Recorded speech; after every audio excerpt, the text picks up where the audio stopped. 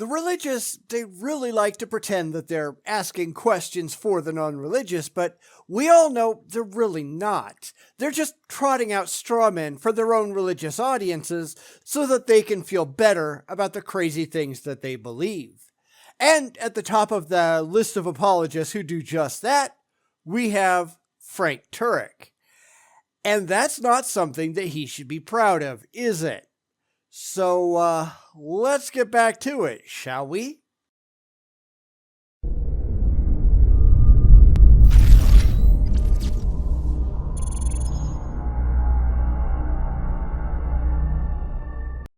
Today, we're back with Frank Turek on his podcast with the second video on his 10 questions ostensibly asked to skeptics.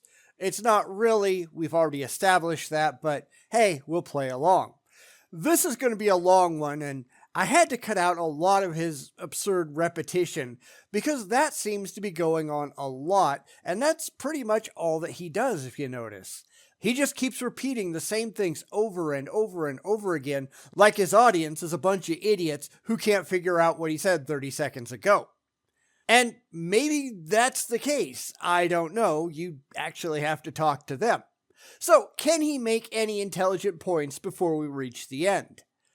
I wouldn't be holding my breath. I mean, this is Frank Turek we're talking about after all. All right, question number 6 is, if there is no God, why is there something rather than nothing?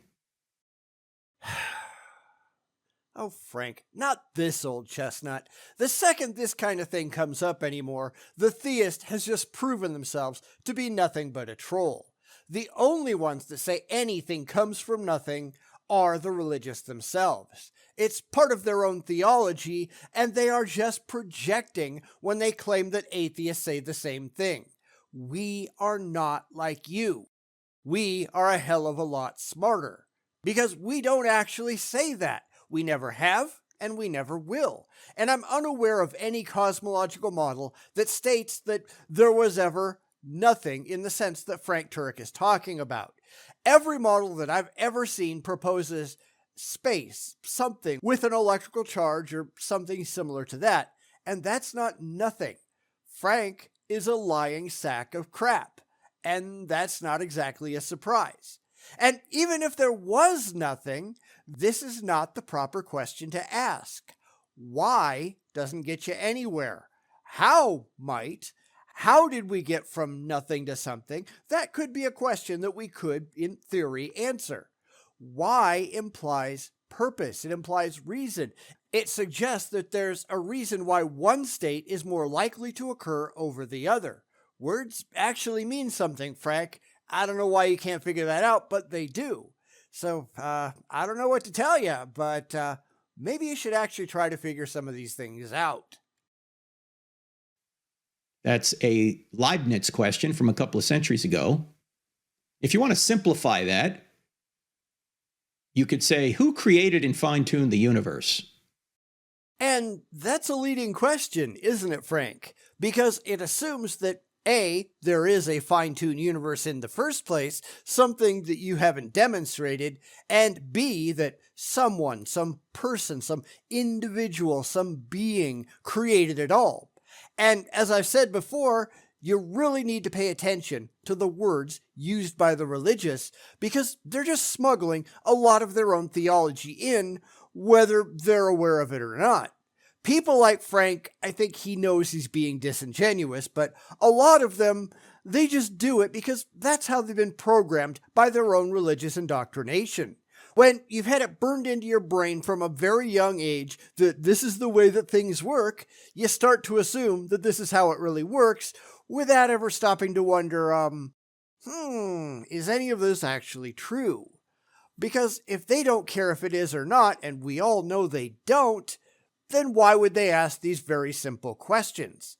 They don't deconstruct their own indoctrination regularly, and when they finally do, that's usually the last step on their way out of their theistic beliefs.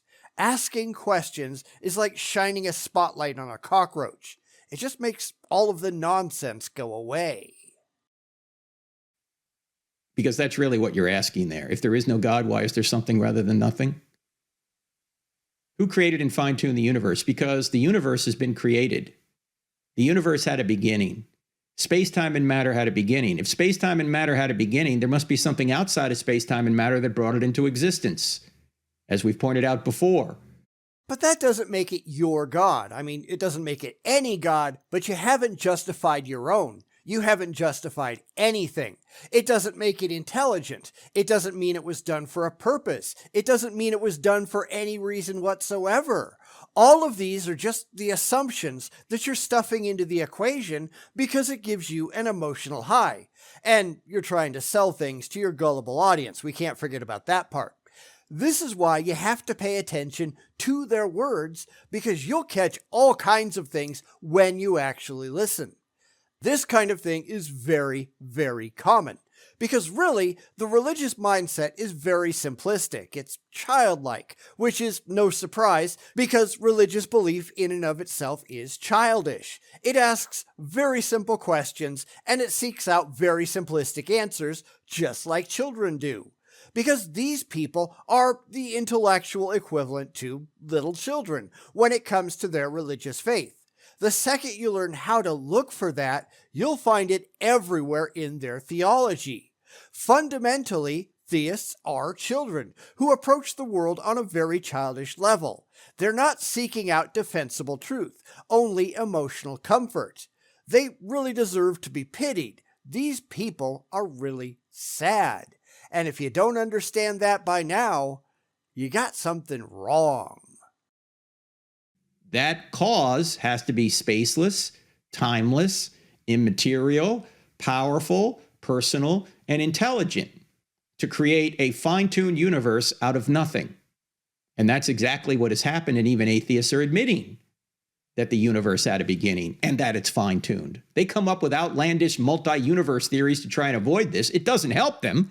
Even if there are other universes out there, they need to be created and fine-tuned as well. So you're not getting rid of the need for a creator. You seem to be multiplying a need for a creator. And how exactly do you know any of that, Frank? Even if there are other universes out there someplace, they need to be fine-tuned too? Well, says who? I mean, you haven't shown that this universe is fine-tuned yet. That's something you ought to work on. That's an assumption on your part based on your own wishful thinking, because it's not a demonstrated fact in any way, shape, or form. Because the religious, they just happen to be really attached to humanity, as I've said before. They really want to think that we were the plan all along. Everything exists so we can be here. Yeah, says who? You just have to watch their theology, because they're starting with a whole load of unsupported assertions and unjustified assumptions that they simply can't validate. As I keep saying, they're starting with an unjustified conclusion that they've reached for entirely emotional reasons, and then they're trying to stuff it into the universe like a round peg in a square hole, whether it belongs there or not. This is why most of these questions, supposedly asked of atheists, are just so dumb. Because we have to root out all of the unproven assertions that the religious hide there first, and then it's completely obvious that these questions have no rational meaning to begin with. But I want it to be true. That doesn't make it true, though. It's why this is such a complete waste of time. It's why Frank Turek is a complete waste of time. Anyway, I'm getting really tired of this.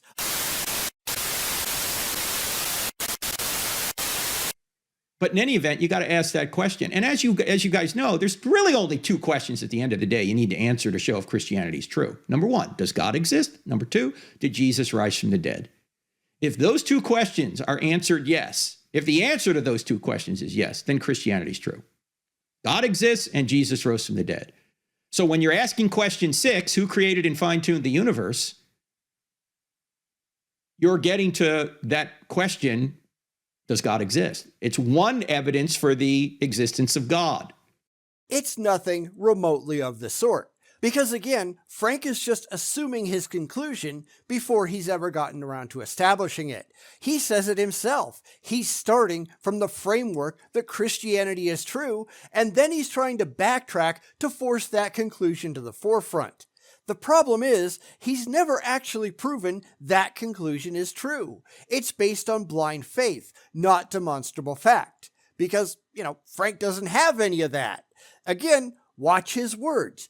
Who created the universe? That's a ridiculous question because you haven't demonstrated that the universe was created in the first place, nor that anyone, any being, anything that is alive or still around actually created it. This is just a religious assumption, and it's something that Frank can't validate. Frank just wants power, influence, and money. And that reminds me of something that happened yesterday where a Christian podcast showed up in one of my videos and threw around some more insults, claiming I was too much of a coward to debate them.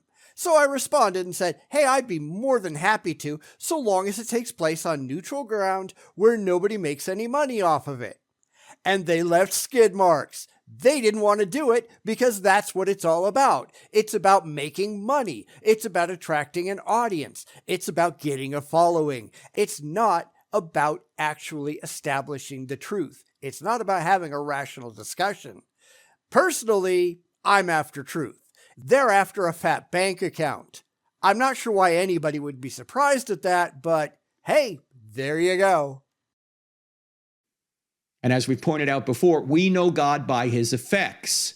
If there's a creation, that's the effect. There must be a cause, a creator. If there's design, that's the effect. There must be a cause, a designer. If there's a moral law, that's the effect. There must be a cause, a moral law giver. If there's reason, that's the effect. There must be a mind from which reason comes.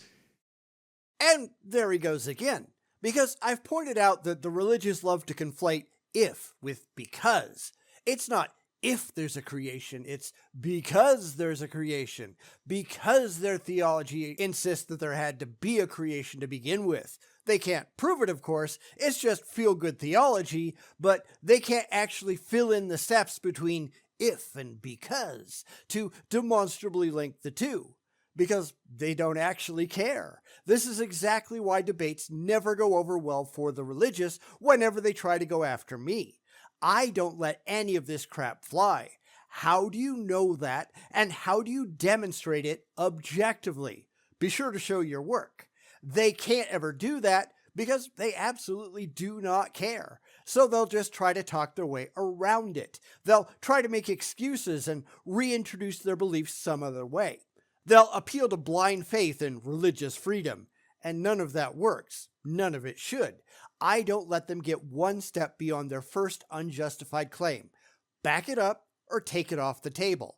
And if you can't do either one, then you're wasting your time with me, which is why they don't want to talk to me, because they know I'm going to show them to be a complete and utter fool.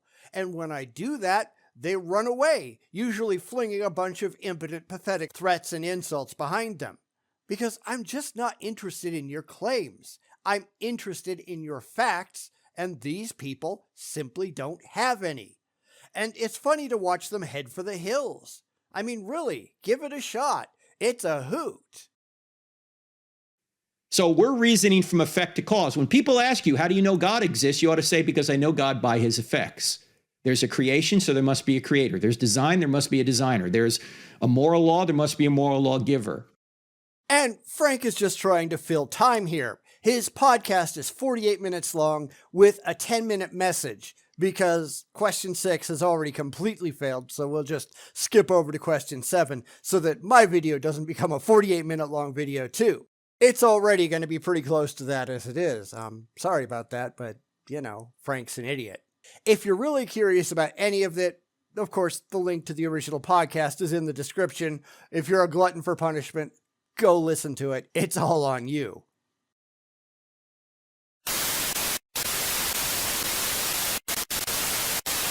Now, what about question number 7? Question number 7 is, who do you think Jesus of Nazareth was? Why do I use Jesus of Nazareth? Because Jesus Christ can sound a little too religious. Like people are going, oh, he's a guy hanging on a cross in a church somewhere. No.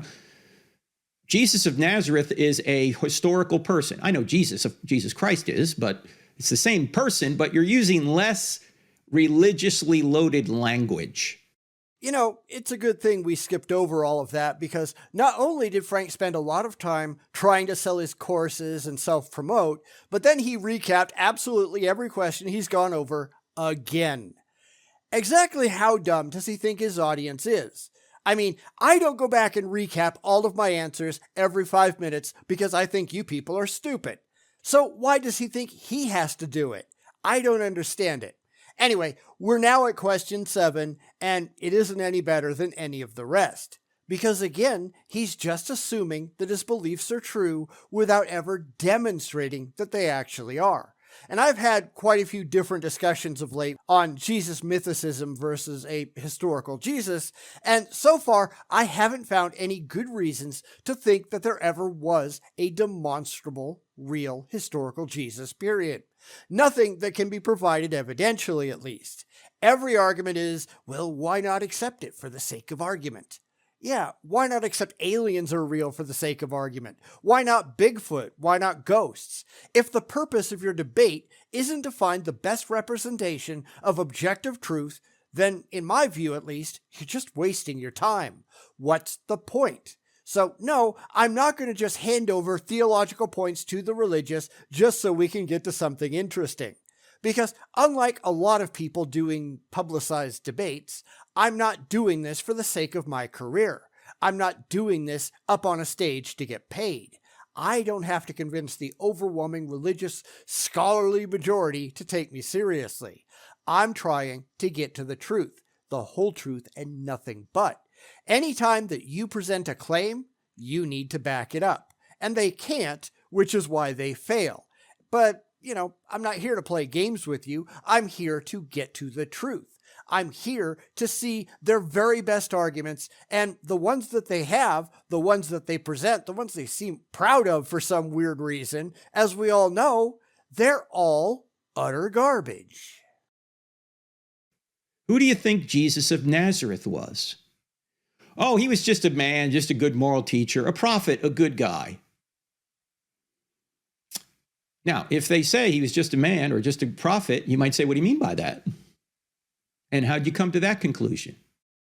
I'm not convinced that there ever was a historical Jesus, or if there was, we simply have absolutely no way of knowing anything about him, and thus it's not really something we can talk about in any kind of coherent way. The reality is, all of the accounts of a potentially real Jesus have been so completely mythologized to the point that we can't separate the reality, if there is a reality at all, from the utter religious fantasy. I mean, even things like, where was Jesus born? Well, a lot of people would say Bethlehem, but that's drawn from Matthew and the other gospel writers straight out of the Old Testament as an answer to prophecy. So you can't even say you know that. And that separates Jesus from other influential religious figures like Buddha. We have some reason at least to think that Buddha might have been real. I don't really care if he was or not, any more than I really care if Jesus was or not, but it's at least possible. At the moment, they're excavating the Mayadevi temple in Nepal, which has been thought to be the birthplace of the actual man, and the dates so far seem to line up reasonably well to the tradition, so we'll have to see how that goes. And that's a lot more than you can do for Jesus. And even that isn't enough to provide any demonstrable information about Buddha's life. There were no contemporary historians who wrote non-theological ideas about Buddha, and in fact, a lot of modern Buddhists are quite clear that it's the teachings and not the person that matters. But Christians can't do that. If Jesus wasn't what the Bible claims he was, then all of Christianity self-destructs. This is exactly why the overwhelmingly religious biblical scholarship refuses to even consider the question of Jesus mythicism. The second that anyone says they're not convinced, they're tossed out as a crank because they absolutely can't even think about the possibility. That isn't scholarship. It's pure theology. And it's just dumb. And then you can say, have you ever considered that Jesus said some things that wouldn't make him be a good man if the things he said were really not true about himself? Sure. Have you ever considered that we have no objectively defensible evidence for a real human Jesus at all? No, of course he hasn't, because he can't. He's constrained by his faith, and he doesn't care about the facts. Now, keep in mind that I'm not saying that there absolutely wasn't a historical Jesus. There could have been. There could have been one person or a small group of people upon which the later myths were posthumously draped. There definitely wasn't the magic man god that Christians want to pretend there was, but we have no good reason to think that there wasn't a real man sometime, somewhere. We just can't say with any kind of certainty that there was. I will accept anything that you can provide evidence for. Go ahead and present your evidence, Frank, because this shouldn't take long. In fact, here's a list of things that Jesus said about himself. And we're going to skip over all of that because it just doesn't matter. You can't prove that Jesus ever said any of that because you can't prove that Jesus ever existed at all. The only thing you have are a bunch of stories told in a book of mythology from people who weren't even eyewitnesses to any of the events at all. It's no more impressive than presenting a list of things that Harry Potter said. It doesn't matter until you can prove that Jesus was real and actually uttered those words, and that goes for absolutely anybody in history. There are no double standards. So we'll wait until Frank gets to something worthwhile, and then we'll come back. This might take a while.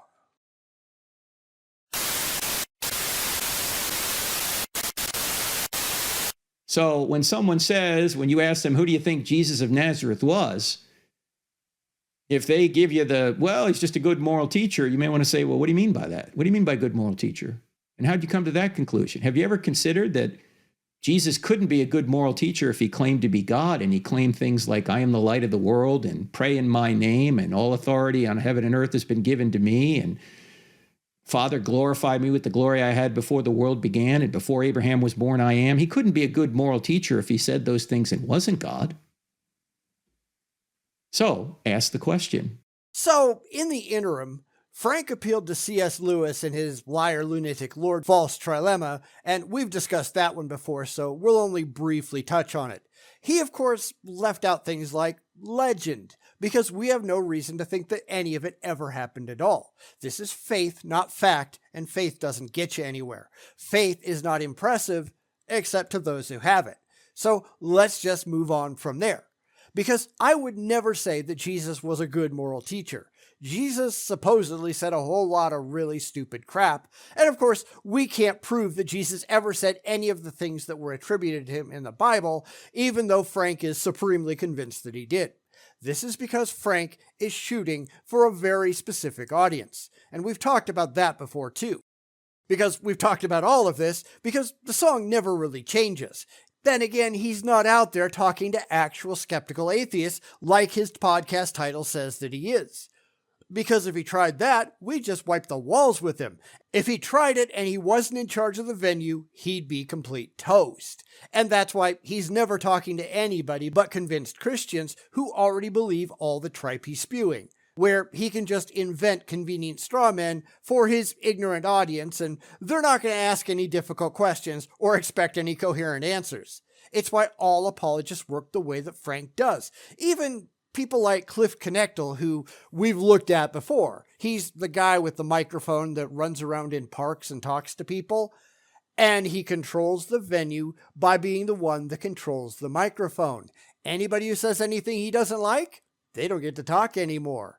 These aren't honest conversations. They're an attempt to preach at those who already believe. What do you mean by that? How'd you come to that conclusion? Have you ever considered? Suppose they say, well, you know, Jesus, all those things that you say Jesus said were invented. Okay, that leads to question number 8. I remind you, question number 7 is, who do you think Jesus of Nazareth was? Question number 8 is, why would devout Jews invent a resurrected Jesus and then suffer and die for their own lie? Because Judaism has been teaching for centuries that there would come a Messiah to save them. We know at the time that there was a metaphorical Messiah on every street corner. Some of them are listed in the Bible, some are talked about in secular sources, but Jesus was just one more failed apocalyptic preacher. If Jesus ever existed at all, that is. You have to remember that we don't have a lot of independent information about the actual people that were involved. We've got a lot of church tradition. We don't have a lot of demonstrable facts. We don't actually know that anyone was killed for believing in Jesus. And by the time that the Gospels were written, it's clear that the people who wrote about him, being anonymous non-eyewitnesses that they were, those weren't the people being put to death. At least not that we can prove. Later church leaders in positions where their careers were at stake and it was their job to convince others that it was all true, well, they had a lot of reasons to lie. We can't actually prove anything about what's in the Bible. Besides, who said they lied? They might have actually believed it. They might have been convinced for very bad reasons. These people didn't witness anything. They were just listening to stories that had circulated between believers for decades. When these stories were compiled into the Gospels, maybe the writers actually thought that they were recording history. Of course, that's not something that Frank is willing to consider because it gets in the way of his fee-fees.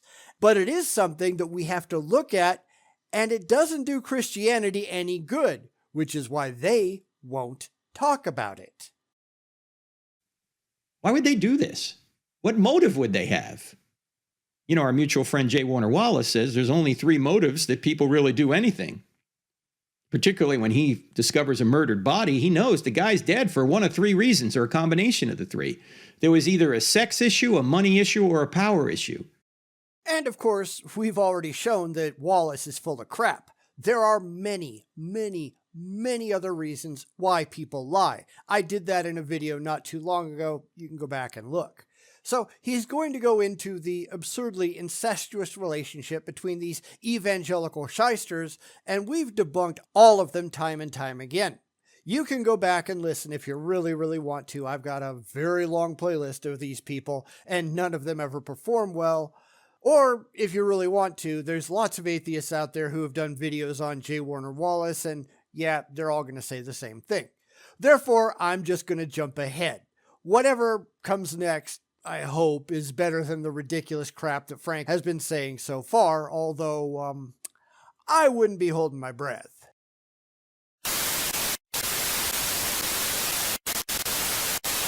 Now, what we have to point out to people who say, well, it's just the Bible that tells us this. Well, there are other sources than the Bible, but let's leave that aside for a second. One thing that you have to say to people is, I think you have to say that Christianity is not true because a series of documents we call the Bible, we put under one binding, we call the Bible, says it's true. In fact, Christianity would be true if the Bible never existed.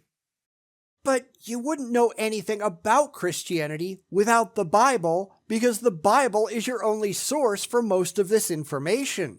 If there was no Bible, there would be no Christianity. Sure, if any of the things in the Bible were actually true, they would remain true whether the book was there or not. But nobody would have the slightest clue that they were, because no one would have the slightest clue that any of it supposedly happened. You have no other source. And of course, that assumes that any of it is true to begin with, something that Frank and his apologist ilk have failed to demonstrate. Maybe you ought to try to do better, Frank. Maybe we ought to be asking how you know any of these things. I mean, go ahead and tell us. That would be great.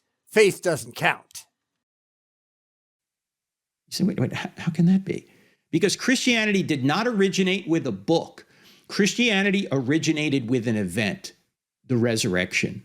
There would be no series of documents written by Jews in the first century saying Jesus claimed to be God and resurrected from the dead, written by Jews, unless Jesus claimed to be God and rose from the dead. You see, the New Testament writers did not create the resurrection. The resurrection created the New Testament writers.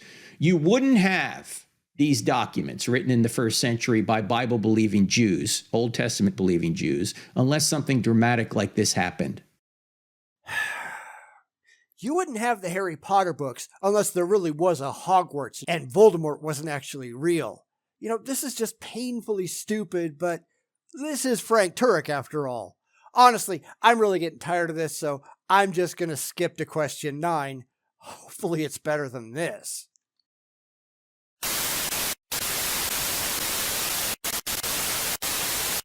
We're talking about the top 10 questions to ask your skeptical friends. We've been through 8 of them. Here is number 9. Number 9 is, what do you think happens after you die? What happens to you? You die. That's it. Stick you in the ground, stick you in a jar on the mantle. That's it. Everything that was ever identifiable as you is gone. Welcome to the real world. Now, I did want to take a quick step back because in the interim, he said something that I thought was kind of curious. He was talking about the Bible writers being in contact with eyewitnesses, and in fact, he pointed out Luke, who said at the very beginning of the book that he verified things with eyewitnesses. Well, why would he have to do that if he was, in fact, an eyewitness himself? Duh! I mean, Paul, sure, he never saw anything but delusion and reading the scriptures, but Luke? Why would an eyewitness, something that these people believe was an actual disciple of Jesus, have to interview eyewitnesses and verify the account like it says in Luke 1:1-4? So, yeah, that's kind of the downside of having to respond to things in snippets, but if I didn't, this would be a 3-hour-long video at least, so let's move on. And whatever they say, you can then ask the questions. What do you mean by that? How'd you come to that conclusion? And why in the world would you think that? Because every shred of evidence that we have shows that when you're dead, you're dead. No heaven, no hell. You go poof, out like a light, and that's the end of it. Now, I'm sure he's going to get to that in a second, but I wanted to beat him to the punch. And how does he know that Jesus rose from the dead? Because it says so in a book? Well, that's faith, and faith isn't impressive. How do you demonstrably talk to Jesus in order to get any answers? You can't. That's faith too. The whole thing is faith, and skeptics, the people that he's supposedly asking these questions to, we're not going to be impressed with your faith, because faith doesn't get you anywhere. Faith isn't a demonstrable path to truth. And that's why he doesn't actually talk to us. This isn't about us. This is about his paying audience putting money in his pocket. And that's not exactly a surprise, is it? Have you ever considered the best way to discover what happens after you die is to talk to somebody who died and came back? Yeah, that would be Jesus, wouldn't it? But just ask them, what do you think happens after you die? If they say, well, I think all the good people go to heaven and the bad people go to hell, or the bad people are annihilated, what do you mean by good? And how'd you come to that conclusion? Why do you think that's true? Just see what they say. See where it goes. Have you ever considered that Christianity isn't a religion of good works, that good works get you to heaven? Christianity is good news, meaning an event took place. It wouldn't be good news if it was just like other world religions which say your good deeds have to outweigh your bad. That wouldn't be news. We already know that from other world religions. That wouldn't be news. Other world religions have already said that. And Christianity's saying, no, that's not the way it works. No, you have to buy into the story. That's all this is. It's a story. I'm not sure why he thinks we care about world religions when we don't. We don't care what anybody says. We care what they can prove, and none of them can prove a damn thing. So I'm going to jump again to his very last question because this is already absurdly long, and Frank isn't getting anywhere intelligent. So one last time, here we go.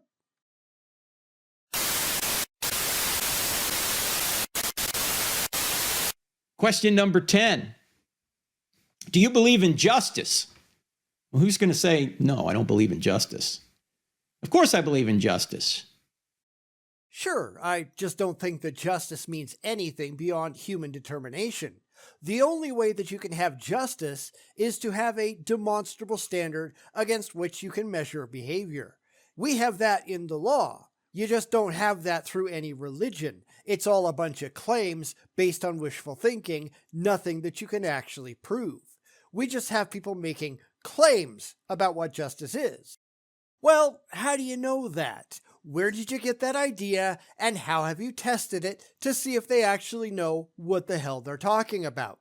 Because if we really want to know what standards of human justice we have, we just have to look at the law books, because it's right there. When it comes to godly justice, what do you got? Lots of claims and lots of books and lots of interpretations that all tend to be pretty self-serving if you think about it. If we decide that our laws aren't adequate, we can, and we do, change them.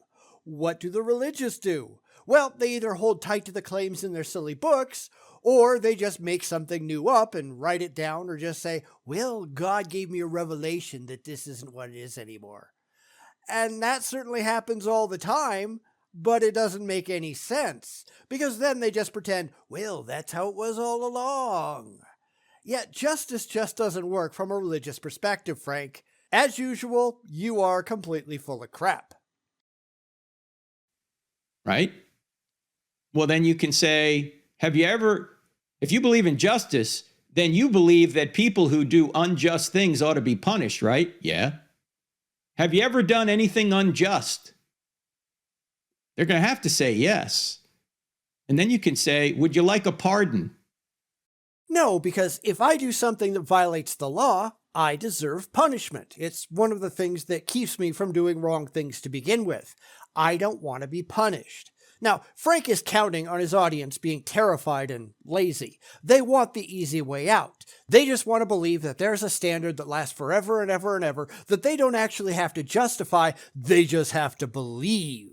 They can do all the bad things that they want, and all they have to do is say, I'm sorry, before they die, and their penalty goes away. Except you're just saying you're sorry to an imaginary father figure in the sky. That doesn't actually help the people that you've wronged, does it? You haven't actually paid the well-deserved penalty for the things that you've done wrong. All of this is just in your head. And this is really just stupid, just like Christianity. Would you like a pardon? That's what Christianity, it's a pardon. And it's actually more than a pardon. You're not only forgiven of what you've done, you're then given God's righteousness. That's amazing when you think about it. So do you believe in justice? And by the way, there are a lot of people in our world out there right now who obviously believe in justice. Everyone's talking about this is just or unjust, or systematic injustice, or I have a right to this or right to that. All that presupposes a standard. And that standard only exists if God exists. Yeah, I'm just going to call it right there. This is just way too long for this kind of idiotic rationalization. It does nothing at all of the sort. Justice exists where there are laws, and those laws aren't necessarily just based on individual interpretations. Slavery was considered just by the slave owners. What did they base that on? The Bible. And then different people came along and said, yeah, I don't agree with you. And then there was a war and the concept of justice changed. It does that all of the time, whether anybody likes it or not. Frank wants to think that his imaginary friend is the standard by which absolutely everything is measured. But A, he can't prove any of that, and B, Christians really like to interpret the supposed rules in a way that benefits them, don't they? Slavery was just because, they had cotton to pick. They had a lot of rationalizations that they just draped over it, but that was really what it was about, feeling superior and getting free labor.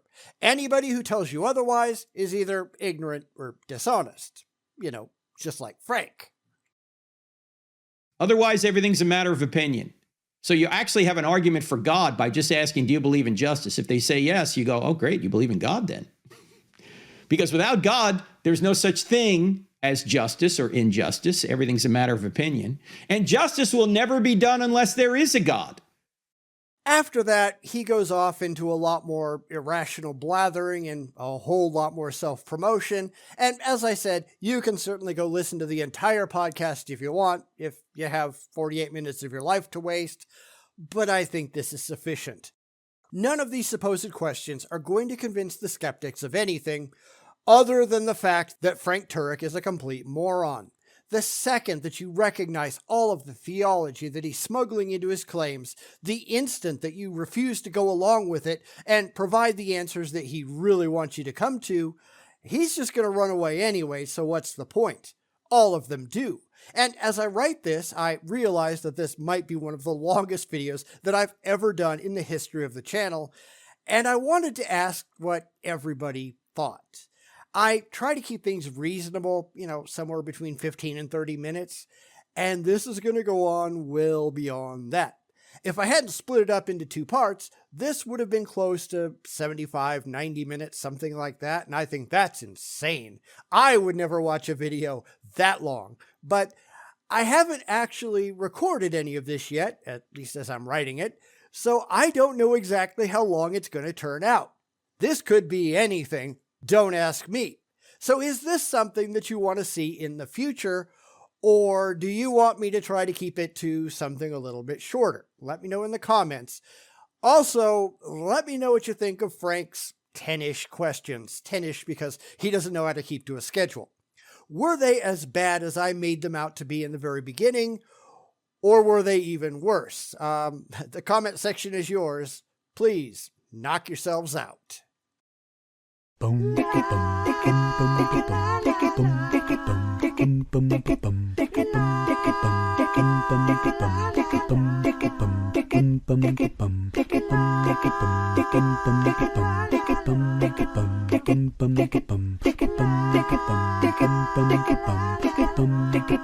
boom, boom, boom.